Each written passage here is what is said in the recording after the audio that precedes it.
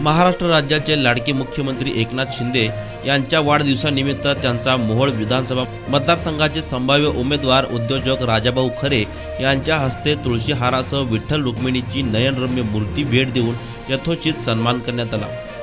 महाराष्ट्राचे लाडके मुख्यमंत्री एकनाथरावजी शिंदे साहेब यांचा वाढदिवस संपूर्ण महाराष्ट्रामध्ये दिनांक 9 फेब्रुवारी रोजी साजरा केला जातो। विविध सामाजिक उपक्रम राबवित हा वाढदिवस करण्यात येतो। या वाढदिवसाचे औचित्य साधून मोहोळ विधानसभा मतदारसंघाचे शिवसेनेचे संभाव्य उमेदवार उद्योगपती राजाभाऊ खरे यांनीही पंढरपूर येथील श्री विठ्ठल रुक्मिणी मंदिरामध्ये मुख्यमंत्री एकनाथ शिंदे साहेब यांच्या दीर्घ आयुष्यासाठी साकडे घातले होते। विठ्ठल रुक्मिणीची मूर्ती, प्रसाद व तुळशीचा हार घेऊन उद्योगपती राजाभाऊ खरे हे मुंबईला रवाना झाले। शुक्रवारी त्यांनी मुख्यमंत्री एकनाथरावजी शिंदे साहेब यांचा तुळशीचा हार, पांडुरंगाचा प्रसाद, विठ्ठल रुक्मिणीची मूर्ती देऊन सन्मान केला। यावेळी त्यांच्यासोबत महाराष्ट्र राज्याचे रोजगार हमी योजना मंत्री संदीपान मामा भुमरे, आमदार भरत शेठ गोगावले, आमदार दिलीप लांडे यांच्याबरोबर बहुसंख्य मोहोळ व पंढरपूर विधानसभा मतदारसंघातील शिवसेनेचे पदाधिकारी उपस्थित होते।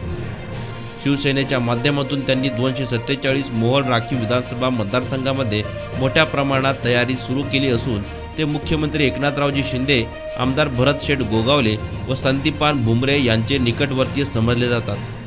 त्यांच्या माध्यमातून त्यांनी मोहोळ विधानसभा मतदारसंघात मोठ्या प्रमाणात विकास कामांचा जोर लावला असून त्यांनी मागील आठवड्यातच मोहोळ विधानसभा मतदारसंघासाठी व गोपाळपूर येथील ग्रामपंचायत इमारतीसाठी जवळजवळ 6 कोटी रुपयांचा निधी आणला आहे।